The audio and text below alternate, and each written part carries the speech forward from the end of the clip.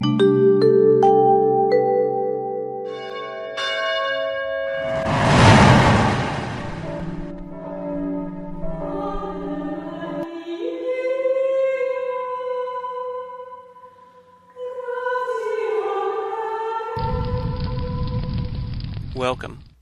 I'm Sebastian Mahfood, and you're listening to WCAT Radio, the on-air wing of En Route Books and Media, bringing you the dulcet sounds of Catholic wisdom.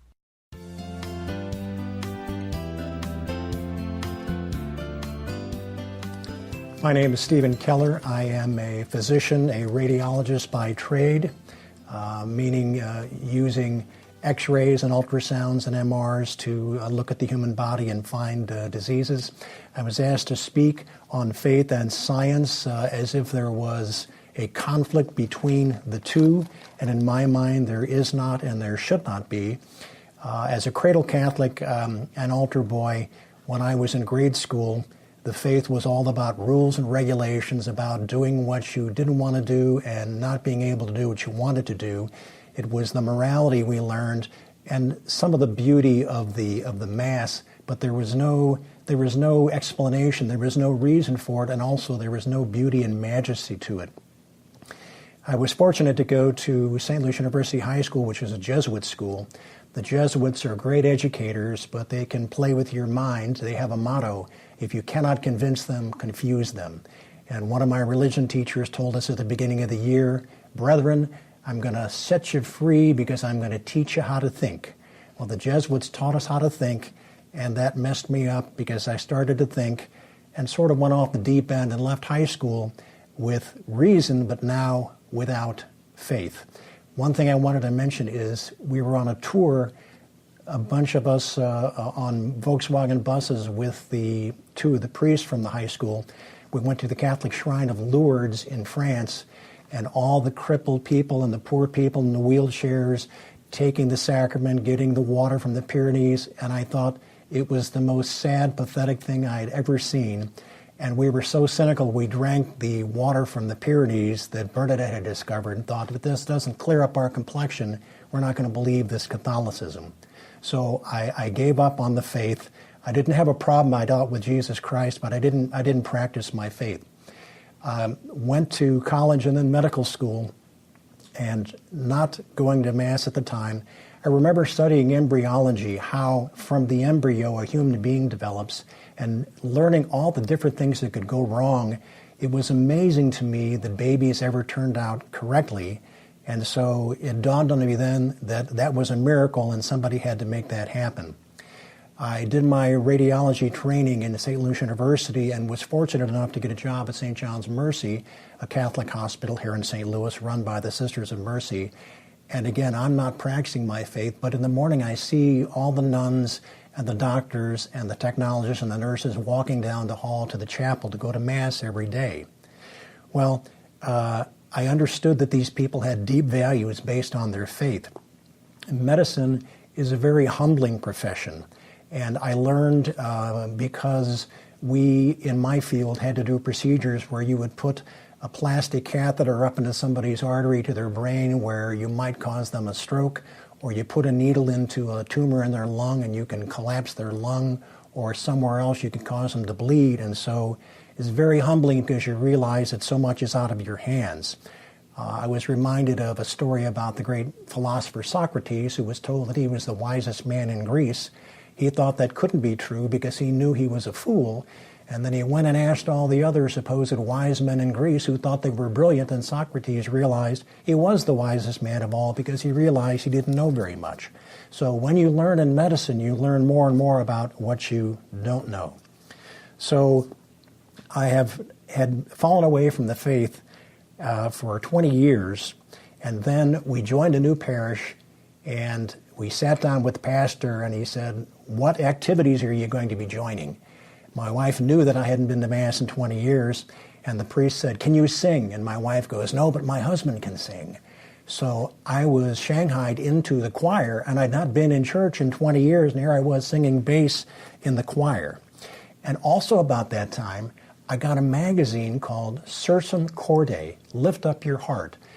a throwaway magazine in the mail. I'd never got one before, and I never got one after. But it said, Presbyterian minister becomes Catholic.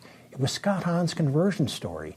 So I read Scott Hahn's conversion story, and I'm going, this is a guy that's really smart. He knows the Bible backwards and forwards, and he gives up everything, his life, his friends, his church. He turns his back on them because he is drawn by the truth.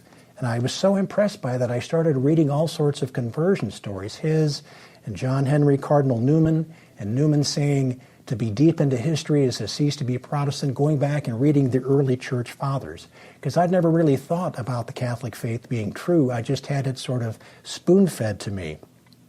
So in any case, I started going to Mass. I started reading everything I could get my hands on. And I was sort of a spiritual Catholic. I believed in the truth of Catholicism. But that's sort of narcissistic because religion is messy. Religion is dealing with other people, going to Mass. And so I'm in the choir. I started lecturing. I started bringing speakers in, including we had Scott Hahn come to teach us at St. Anselm's. Went back to Lourdes when my mother-in-law was dying of cancer. And as opposed to when I was in high school, it was one of the most beautiful experiences I can remember. They gave me a copy of the stories of the conversions and the miracles, one of which was a little boy who was Belgian, who was normal when he was 2, then he got an infection of his eyes, and he was blind until he was age 8. So his mother takes him to Lourdes, he has communion, they take him to the baths, nothing happens. In Lourdes, the Stations of the Cross are up on this hillside. So back in the 30s, this woman is with her little blind boy. She's going up to the stations on her knees, then going back to the path to see the boy. And after he had taken the bath the day before, she comes back when she's on the stations. She's looking around. She can't find her son. She's looking and yelling. There's no one else there. Jean-Pierre, Jean-Pierre. She looks way up the hill. There's the little boy. She goes running up the hill, and here's little 8-year-old Jean-Pierre. He's down on the ground. He's picking up a twig and looking at this twig. And she said, "Are you okay? Are you okay?" He looks up into her eyes and he says, "Mother, I never knew how beautiful you were." And that reminded me that I had forgotten how beautiful my mother at the church was. I had forgotten. The seed was there, but I never knew why. So it was such a wonderful experience. The volunteers they had there, it was a wonderful experience. And then I saw at Lourdes that God, even if you're suffering, even if you're dying, that suffering is redemptive, that he truly loves his sons and daughters, that we are sons and daughters of God. We're wounded, but that we are still children of God. St. Augustine said, "Thou hast created us for thyself, and our hearts are restless until they rest in thee." C.S. Lewis says, there's only 2 ways of looking at life. You either say, "Thy will be done" to God, or you say, "My will be done." And to me, sometimes scientists want it to be, "My will be done," and they want to understand everything from their point of view without God. Modern scientists think they want to be free, but there is no freedom without God.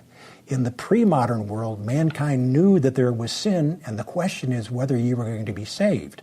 Now in the modern world, everybody thinks they're going to be saved, and nobody believes in sin anymore. And Catholicism is looked at as moralistic, judgmental, guilt-ridden, and superstitious. But we are not free at all, and there is no happiness apart from God. One of my favorite authors, G.K. Chesterton, used to like to say that the secret of happiness is in humility and gratitude. And even the Greeks, Aristotle said, happiness is not a feeling or a superficial, but it's the true goodness of the soul.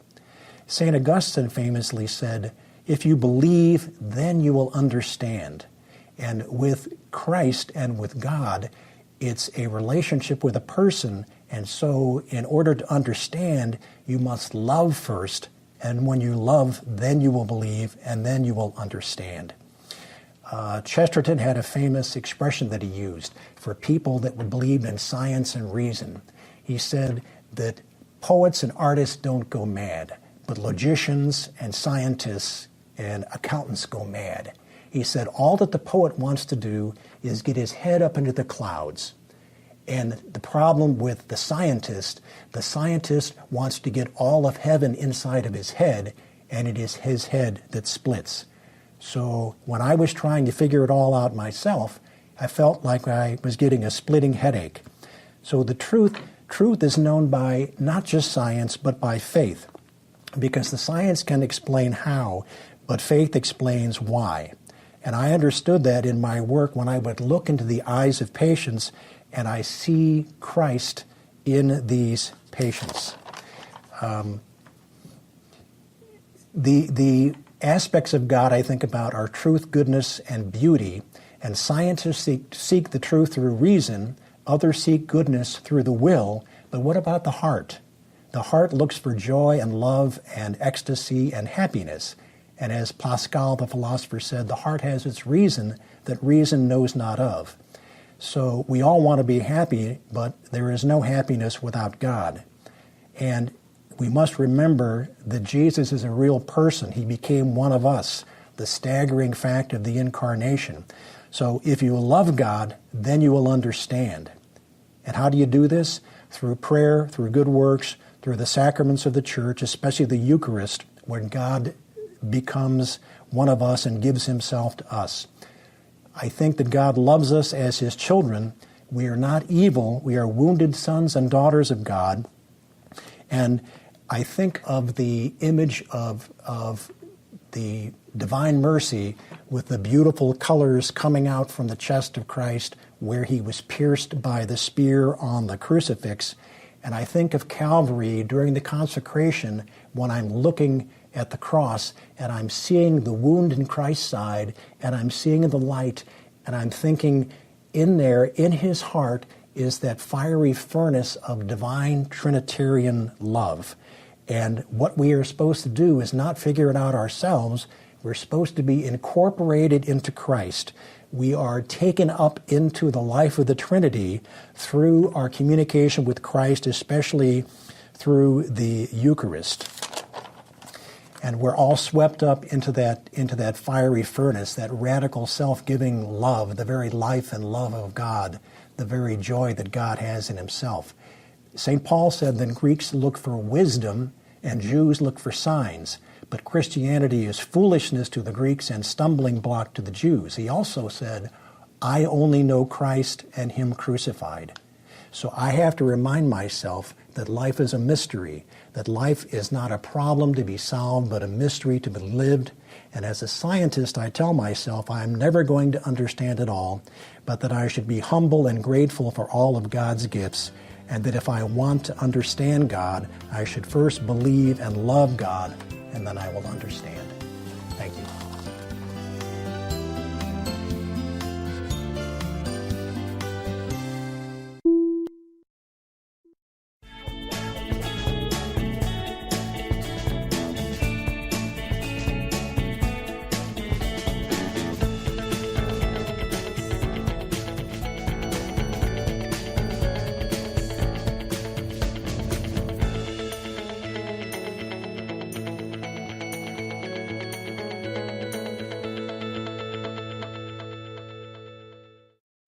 And we're in studio today with Dr. Steve Keller and Margie Hunter, both members of St. Anselm's Parish here in the Archdiocese of St. Louis, people of science and people of faith. And since we're talking about those two items, let's start with you, Dr. Keller. There is a notion in our society that science and faith are mutually exclusive, if not downright antagonistic to each other. But that couldn't be further from the truth, could it? Not at all. I think that goes back to the Middle Ages, at the end of the Middle Ages, the Renaissance, and the Enlightenment, where people, intellectuals that wanted to be free, rejected God, whereas before then, all the great men of science were usually men of deep faith, whether it was Copernicus or Galileo or any of the great Jesuit astronomers. Faith and science were united. So there was a divorce sometime during the Enlightenment, and a lot of people that looked back and were casting stones at the faith as being limiting and superstitious, where people, maybe like Voltaire and Hume and Locke, these men were not scientists. Whereas you had men like Isaac Newton that were of deep faith, as many others were. So in our society today, it's as if truth is only proven by science and faith is something you keep in a corner, and and the two are not compatible. Whereas it's like having one lung taken out of the body. You need both lungs, and they both join at the heart. And for the church, which understands faith and science don't stand alone, they must be combined, and they are combined most beautifully in the person of Jesus Christ and his church. Margie, as a chemist, you're involved with what we would call the physical sciences. And in that branch of knowledge, everything that's accepted as truth is visible, it's seeable, it's touchable. But that's not the case with faith. So we have two kinds of truth here? I mean, how does that work? I don't think we have two kinds of truth. I think they are both intertwined. I think sometimes just when someone's doing an experiment doesn't mean they have forgotten about their faith. I mean, sometimes because experiments can go wrong, you can actually, at the same time you're conducting an experiment, you're praying that everything goes smoothly. So I think they're very much related. Now, you're both very involved with this ITEST, the effort to take the message that faith and science are compatible. You're very much involved with carrying that message to, first of all, your parish community, and then to the wider world. Margie, how did you get involved with ITEST in the first place? Actually, we had the Linda Borchardt, who's in charge of our adult formation, contacted me. She actually saw me at a function, and she mentioned the project to me and wanted to know if I would participate. And I said, well, sure, I would participate. So it was pretty straightforward. Had you heard of ITEST prior to that? I had not. No, Were you surprised at that there was such an effort? Not here in St. Louis, I guess, because within St. Louis we have an awful strong medical community and also a very strong Catholic population. So I wasn't really surprised. Yeah, it seemed like a natural yes. for a community like St. Louis, which does yes. have a long and strong history of the faith. Dr. Keller, your involvement with ITEST, how did all that happen? It was probably divine providence. I wound up going to, I lectured at the 9 o'clock Mass for 30 years, and one morning I didn't get up quite so early, so I went to 11 o'clock. Linda was there. She saw me across the room, and so she asked me then, and I agreed. And as far as science and faith, a lot of people think that, they think that, that faith is just something very superficial, whereas the more you look into the Catholic faith, it is so rich and so deep and so beautiful and so profound. The more you study it, the more you learn about it. And for people that are scientists that are looking at nature for the answers, if they don't find God, they become atheistic, or some people become pantheistic. But if you look at nature and look at life as a gift from God, the faith is what brings it all together. So I got involved at St. Anselm's because of Linda, and it took off from there. Now, the idea of science and faith not only being compatible, but also mutually supportive, as the two of you have pointed out, is something that conceptually we've been told over and over again. I mean, Pope St. John Paul, with his great encyclical Fides et Ratio, was basically addressing these same issues. But it has to go, tell me if I'm wrong, but doesn't it have to go from the theoretical, the conceptual, into the practical if it's going to do us any good? Margie? I would say that's correct, but I guess I would kind of like you to elaborate a little bit more on exactly where you're going with it. I can have the idea, okay, yeah, sure, faith and science are compatible, but how does that relate to what I do every day in your work as a chemist? Okay. Have you run into situations where you either had to decide one or the other, or had to struggle to keep them in balance in any way? I've never had a conflict per se of,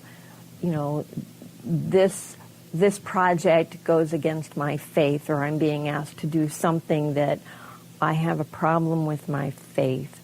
I think I saw it actually more the other way around when I was involved in an AIDS project in the 1980s, and at that time, even though the CDC had ruled, it's pretty straightforward, how HIV is passed along, there was still a big fear in the community. There were a lot of jokes being made about it.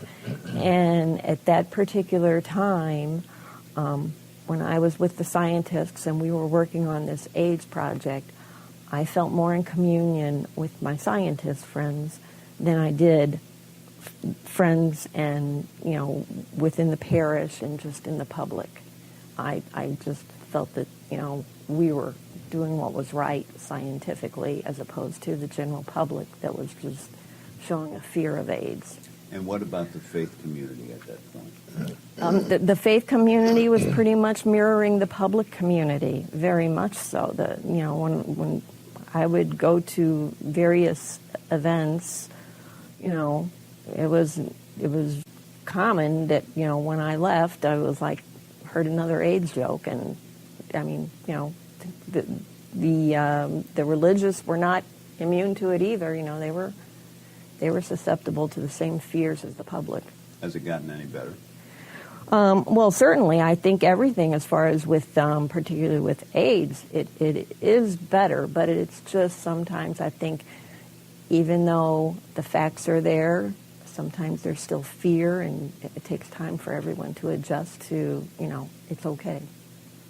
Dr. Keller, as a physician, have you had occasions where you saw the possibility of science and faith butting heads, or that you had to try to strike a balance there? Not so much, because I was fortunate in that I worked my entire career at a Catholic hospital, St. John's Mercy, Sisters of Mercy institution. And so as a Catholic institution, they didn't perform abortions, they didn't sell birth control pills in the pharmacy. But also, back when I joined in the early 80s, the Sisters of Mercy were there in presence, and there were lots of doctors, mainly older doctors, and lots of technologists and nurses that I would see going to Mass every day. And so the faith was very strong. I myself had fallen away from the faith after high school, but I remember in studying embryology, the development of the human, and all the things that could possibly go wrong, it was amazing that the babies ever came out right. The other thing is that there were life and death situations in my practice as a radiologist. We would have to do invasive procedures, putting needles in blood vessels or in lungs or whatever, where there was a potential that you could hurt somebody or they could actually die. And as they say, there are no atheists in foxholes. I was reminded of what Socrates said when he was told he was the wisest man in Greece, and he went and talked to the other philosophers who thought they were all very wise, and Socrates knew that he was a fool, so he realized, I am the wisest of all. And medicine is very, very humbling, because there's times where you don't think it's going to go right, and you're praying, and the patient turns around and gets better because of divine providence. So I'm remembering what G.K. Chesterton said, the secret of all life is in humility and gratitude.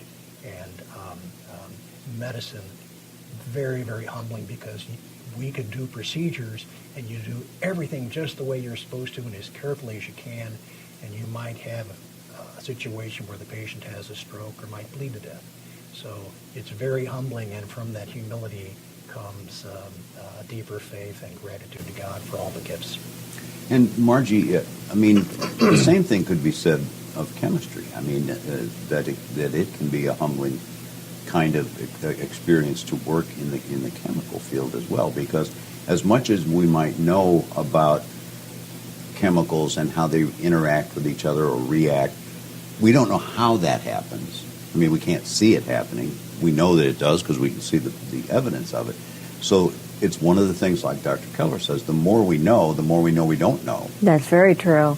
That's very, very true. So that's why there continues to be more and more discoveries from the scientists, because there's always an unknown out there. In your professional associations, do you ever have experience with people who know the depth of your faith, who know how important the faith is to you? Does that ever seem to be a drawback? Does that seem to be something that other scientists receive negatively or perceive negatively? In my own personal experience, I've never seen it. I've never experienced it from my own community of scientists and the jobs that I have had within my career. It was never a factor for me. I never saw it. No, never. And Dr. Keller, in your experience, has that ever been an issue with colleagues? You know what? I grew up cradle Catholic, and I never experienced anti-Catholicism until I was at work at St. John's Mercy, when one of the secretaries challenged me because she said, "Oh, you're Catholic, and so therefore you follow a false gospel, and therefore you're going to hell." And I won't mention what other religion she was, but I had never encountered that before, because everybody I grew up with was similar to me. When my children grew up, they went to a school that had Hindus and people of the Islamic faith and Presbyterians, and they had to explain their faith, and so they would come and ask me questions. So never really met any anti-Catholicism because of working at a Catholic hospital. One thing I wanted to point out about our society and the secular society and looking for truth, science can answer maybe the questions how, but it doesn't answer the questions why. And only religion can answer the why questions. And so for those people that are thinking that all the knowledge can be pursued by truth and none of it by faith, it's sort of a dead end, because they're never going to get the answer. They're going to wind up like the philosopher Nietzsche, who winds up going insane. And and I don't know a great many scientists. I think this is as close as I've ever been to two actual scientists in a very long time. But scientists in general have a reputation sometimes for being a little out there. But this idea of truth, and in our society particularly, there seems to be an effort to relativize truth. Truth is whatever you say truth is. There's your truth and my truth and Margie's truth. As a scientist, that can't work, can it? Margie? Not when you're talking scientific data per se. No, we have data drive. So as the science goes, when you're moving a project along, certainly you need data to move the whole project along, and to direct it in which way it's going to go is going to be based on that data. There has to be an objective truth, doesn't it, Doc? Well, like for instance, when my son was young, he wanted to do all the things he didn't want to do, and I kept telling him some things you can't do. And I said, for instance, scientific fact, gravity. You may think that you can fly, but if you jump off a 12-story building, you're going to splat on the sidewalk, okay? And so there are rules that the Father is giving you to protect you, and these are what the commandments and the teachings of the church are, because there's things you don't understand and truths you don't understand, and if you try to fly in the face of those, you're going to wind up getting hurt. And so, again, the great attributes of God, the truth and beauty and goodness. Truth is just one of those. And our reason, our logic seeks truth, but it's only part of the answer. And then you have goodness, which our will is looking for, and morality, and that's only part of the answer. But then there's also the oneness and the beauty of God, which ties it all together. And so to separate the truth from goodness and beauty is to wander down a dark pathway that doesn't have an end. Yeah, Margie, when you talk to people, Or I guess what I'm looking for here is, what would you say to somebody who says to you, Margie, I understand where you're coming from on faith and science being compatible and mutually supportive, but how do I put that to work for me? What would you recommend? In my particular field, I was a chemist in the pharmaceutical industry, and as a scientist, our whole goal is to try and help sick people. I mean, that's what we're trying to do. And in that regard, I can't imagine how you can separate them. I mean, it's what certainly God would approve, that you would choose a career where you're out there trying to help people. What advice would you give somebody? Well, there's people that have different personalities. Mine is more from the aesthetic side. I'm more of a right brain person, where the beauty, the imagination, the poetry. And there's some people that are more from the left brain side, more logic and reason, etc. And as I said, there's only so far you can get with reason. St. Augustine famously said, for people that had questions, believe first, and then you will understand. Well, that's hard to do, but also Peter Kraft points out in his books, the next step from that is love first, and then you will believe and understand. And so with Christianity, if you want to understand it all, you have to realize that you're not the center of the universe, and you have to realize that God is not an impersonal watchmaker that wound everything up and it's all up to us, that it's a personal relationship, and that when you're dealing with persons, it's a relationship with love. And who understands you better? A psychiatrist who can talk to you, or your best friend who's not very bright that loves you dearly. The person that understands you is the person that loves you.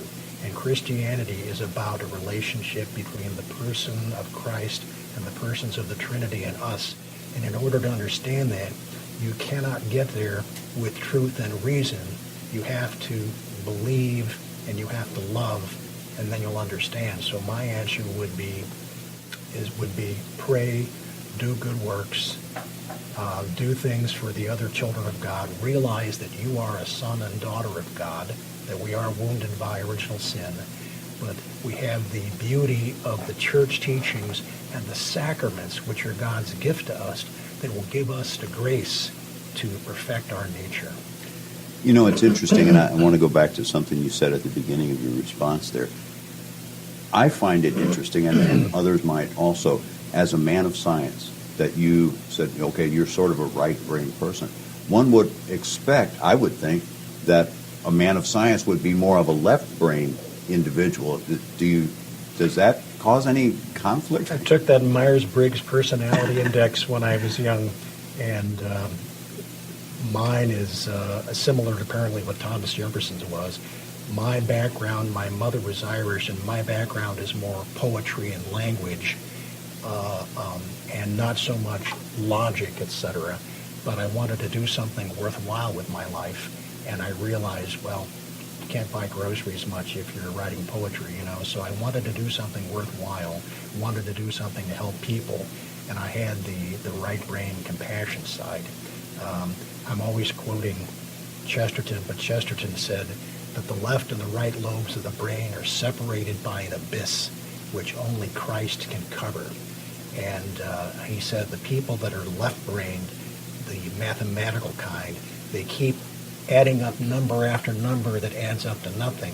And the right-brain people with the image and the poetry and the artistry keep painting endless pictures of nobody.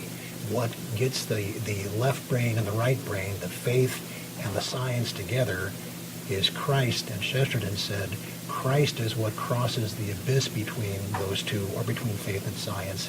And he called Christ the divine embodiment of our dreams. And so in order to put together what I call the horizontal, the reason, the earth science, and the vertical, the faith, the revelation, where those two meet is in beauty and in the person of Christ. And Margie, Dr. Keller mentioned earlier that, things like beauty and truth and goodness, these are all gifts from God, as are the sacraments and so on. But actually, both faith and science or reason are two of the greatest gifts that God has given us. And for people who think that they're incompatible, it just doesn't make sense that a loving father would give you two gifts that don't get along with each other. Does that make it? No, that makes perfect sense, and I very much agree with you that we each have all our individual gifts from God, and it is up to us what to do with that gift and how to use that gift. And so if someone is strong in the sciences, that's a gift, and I think very much that God would want individuals to use the gifts that He has provided. But you can't ignore one gift in the use of another. No, you can't. But you wouldn't have that gift if it wasn't for God. You wouldn't. That's why they go hand in hand, because you wouldn't have it if God chose that not to provide it to you. One of the great novels, Lew Wallace's novel Ben-Hur.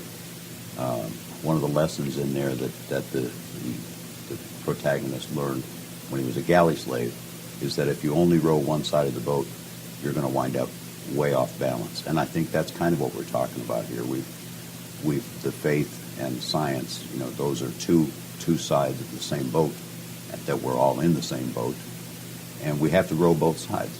Otherwise, we're going to go around in circles now. I remember reading about St. Augustine in his Confessions, because he was a pig, and his mother, of course, was St. Monica, and he was eventually converted by St. Ambrose, but he started reading Plato and Aristotle, and he thought to himself, gosh, these ancient pagans were so smart. How did they get to be so smart? Or how did they know all these truths? And so St. Augustine took everything from Plato that he could that fit Christianity and threw out what didn't fit. But the Greeks had this idea that the universe is orderly and it makes sense, and that we have a brain and we can understand. Then you have Judaism mixed in with that of God the Father. Then you take Christianity and mix that in. God gave you a brain. He gave you reason. He loves you. He wants you to know more about Him. And so only in Western civilization was there the idea of progress and the idea of knowledge, because the more you learn, the more you can understand. And as far as scientists, even Einstein said earlier in the last century, the most amazing thing to him was that the universe was orderly and it was knowable, and it was harmonious. And what Christians, I think, tried to understand is that, okay, God wrote the two books. He wrote the book of Scripture and He wrote the book of nature. And the book of nature is for us to explore and to understand, so we can come to know Him better and come to know and love Him. We need to wrap up here, but I want to give each of you the opportunity for some final thoughts, especially as you look forward to continuing your work with ITEST and carrying this message. Margie, final thoughts for our viewers? I think that chemistry probably is the easiest science that probably minimizes a lot of conflict between faith and science.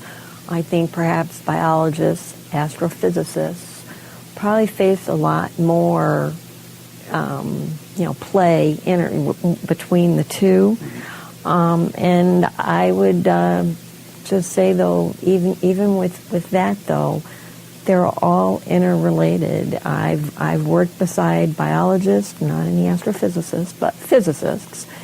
And I can assure you that I have worked with some very religious people and very talented scientists, and yeah, they're the same people. There you go. Dr. Keller, final thoughts. In the old days, with the gifts of the Holy Spirit, the church used to talk about fear of the Lord, which now they talk about as wonder and awe. And as people are interested in science, if they want, for instance, look at the microscopic marvels or look at the marvels that the Hubble telescope shows you, and you should, rather than losing faith in God, you should look at those, and the more you understand and the more you learn, the more wonder and awe and reverence you'll have for nature and realize that there is a creator and the order all comes from somewhere and we're part of that. And as Augustine said, our hearts are restless until they rest in thee, because God created us and our job is to get back home. Very good. Dr. Steve Keller, Margie Hunter, thanks so much for being with us. Thank you for having us. That's going to wrap it up for this edition of SJEN TV. We look forward to our next visit with our next Catholic guests. So long for now.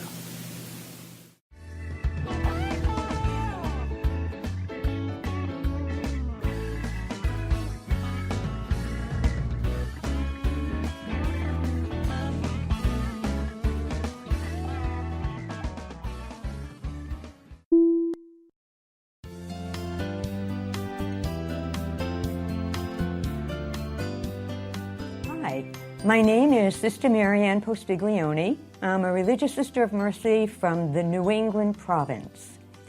I've been in St. Louis for the past 30 years working with ITEST. Now let me tell you what that means. The long and short of it is it's Institute for Theological Encounter with Science and Technology, and we shorten it to ITEST. What we do in ITEST is look at advances in science and technology and what those advances mean for the Christian faith. Then our mission, to shorten it, ITEST's mission is to demonstrate that faith and science are complementary paths to truth, to God. So they work along in a complementary manner. There is an intersection between faith and science that you'll hear some of our scientists speak about very beautifully. Now, how did this program come about? First of all, let me invite you, before I do that, to join us in ITEST. We are stationed at the Archdiocese of St. Louis at the Regawi Center presently. We have membership all over the world, and you don't have to sign, you don't have to take an exam to become a member of ITEST. If you're a physician, or if you scrub floors, as I sometimes do, we welcome all of you, because we should all have an interest in what science and technology is doing today. We're living in a scientific technological age, for sure, and when I talk to people about ITEST, they'll say, I don't know anything about science. I don't think that would interest me. And I say to them, do you have a cell phone?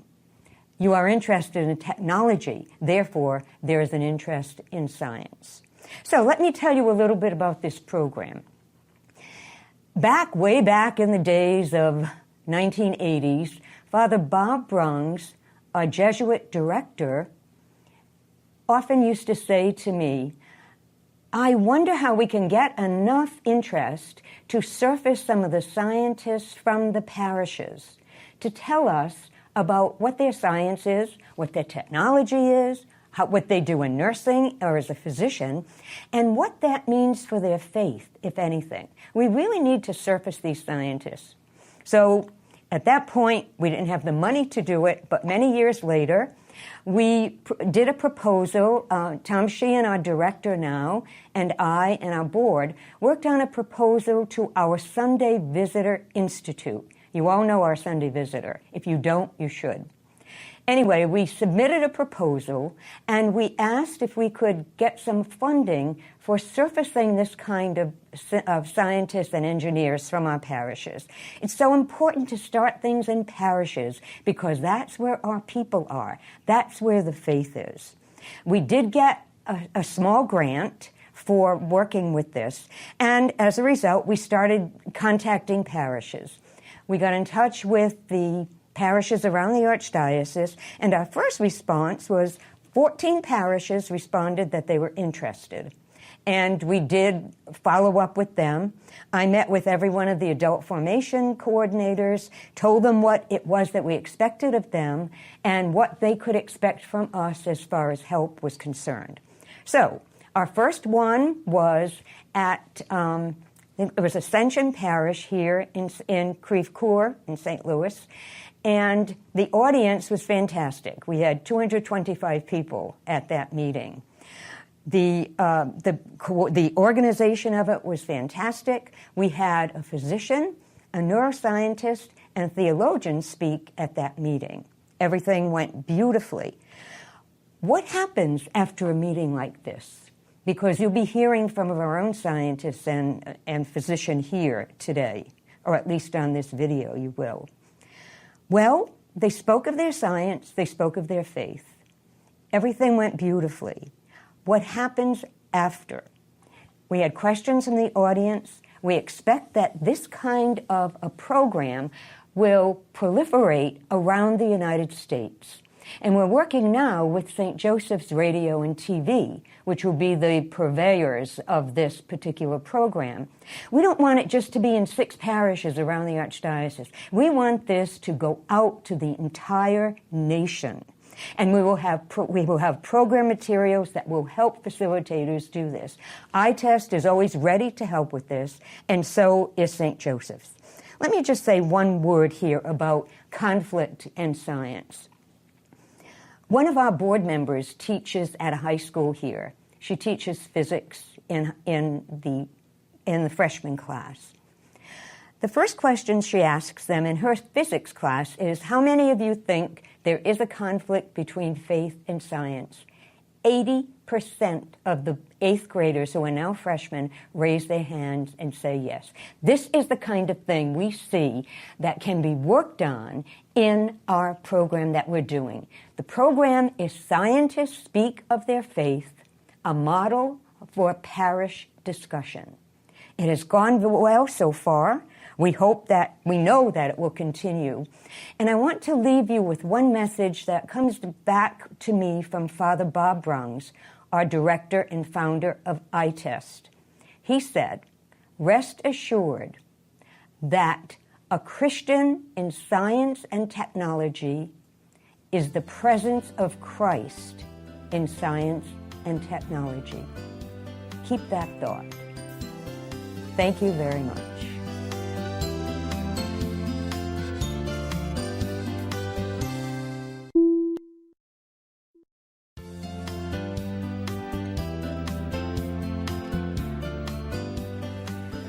I thank ITEST and St. Anselm Pastoral Minister Linda Borchardt for inviting me to speak about my experiences regarding faith and science. I am Margie Hunter, and I have been a member of St. Anselm Parish for 20 years.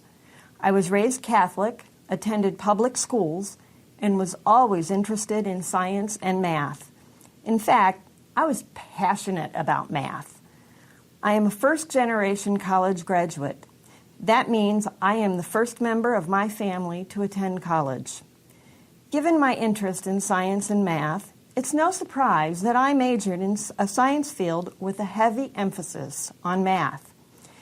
At St. Anselm, my claim to fame is I occupy a monk seat at the Saturday 5 p.m. Mass and sometimes walk to the 10:30 a.m. family Mass because I know donuts are served afterward. I have participated in the parish by various means. I have pinch hit for PSR teachers. I was a member of the Holy Trinity Committee, and I participated in the Welcome Home campaign, a campaign that required door-to-door interactions with parish members in my neighborhood. I led a Lenten Reflections group at the parish house and co-chaired a St. Anselm Red Cross blood drive. My husband and I support St. Vincent de Paul Ministry and the Holy Trinity Scholarship. We sponsored a youth ministry teen when the group visited the Vatican, a place I hope to see someday. My most recent participation at St. Anselm's is the Pins and Needles group, a group that stitches, crochets, and needlepoints for many worthy causes. I have absolutely no talent and torture this poor group with my lack of skill. Outside of church, for 33 years, I donated blood every 8 weeks to the Red Cross. That's over 200 pints of blood. So, with my background out of the way, we go directly to faith and science, and why am I here? I am a chemist. I spent 30 years in the pharmaceutical industry. Specifically, I was a purification and analytical chemistry and discovery research. I purified proteins large molecules that patients receive via injection, and small molecules, ingestible compounds that patients can take orally. As a member of bioprocess technology, I purified compounds from large-scale fermentations. As a member of high-throughput screening, I purified active compounds from natural products and synthetic mixtures, all on a microliter scale. Actually, my son, at an early age, described my job best.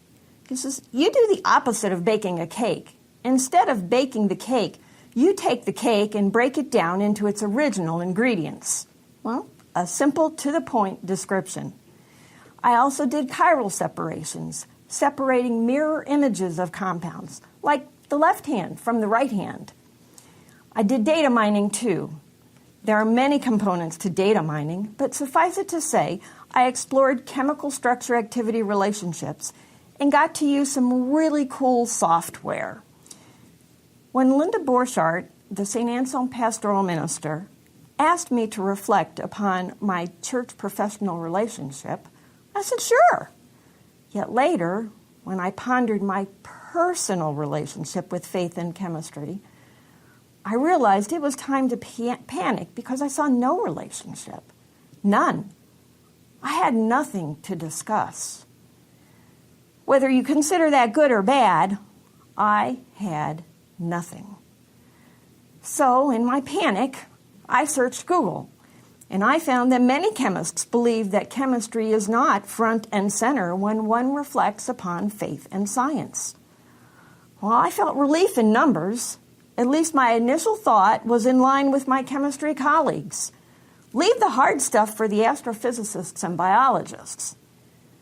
Yet, as I continued thinking of the faith and science relationship, I found myself doing an about-face. Perhaps faith and science maintain an inseparable relationship. Mankind has the ability to make the world a better place or a worse place. We choose how and when to use our gifts. Why not science? I have been asked to share my personal experience, a personal experience that prominently displays the relationship between faith and science.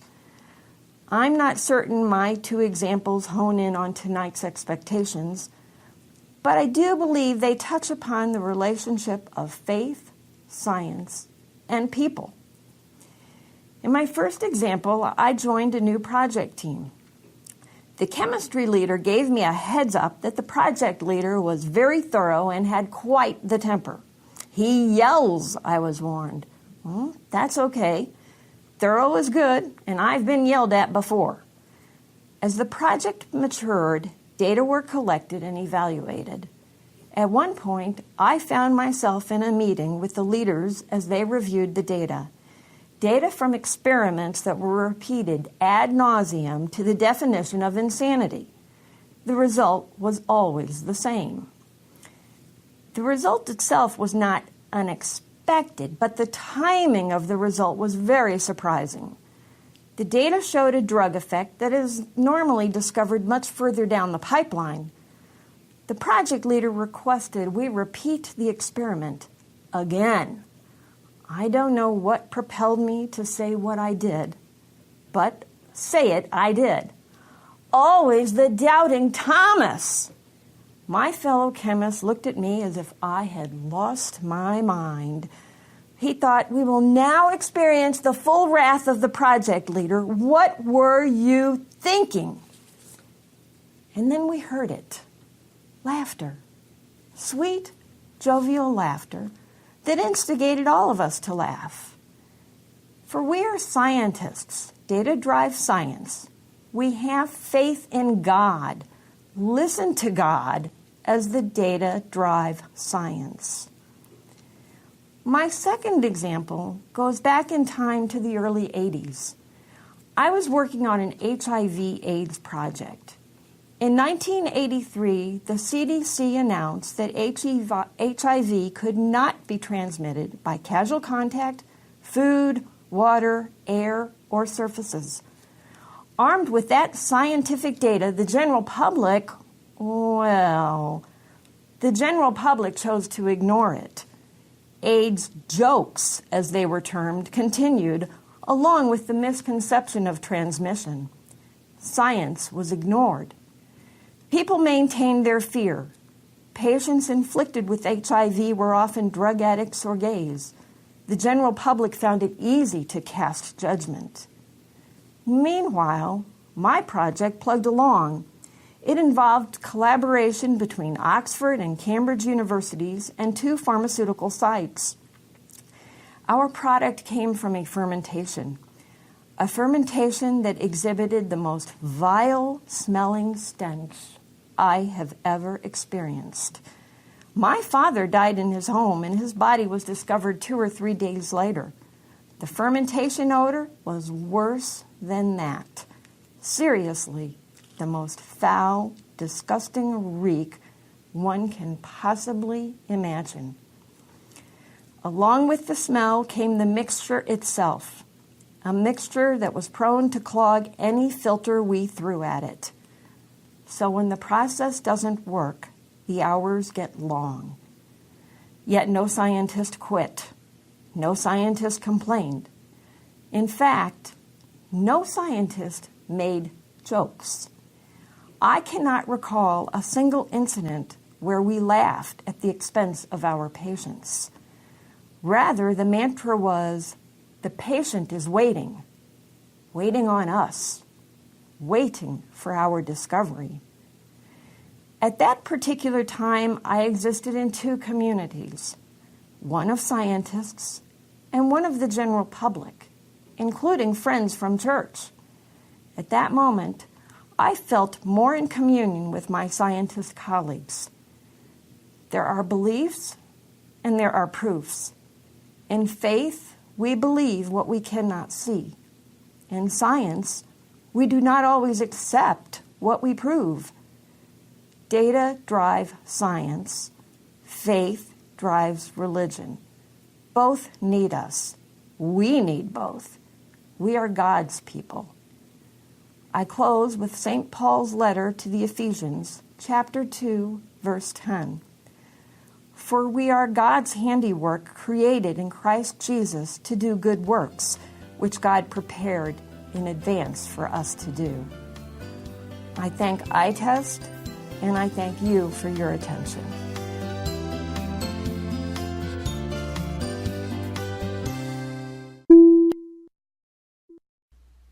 We hope you enjoyed the program and will join us back for another show on WCAT Radio. This is Sebastian Mahfood. Good day.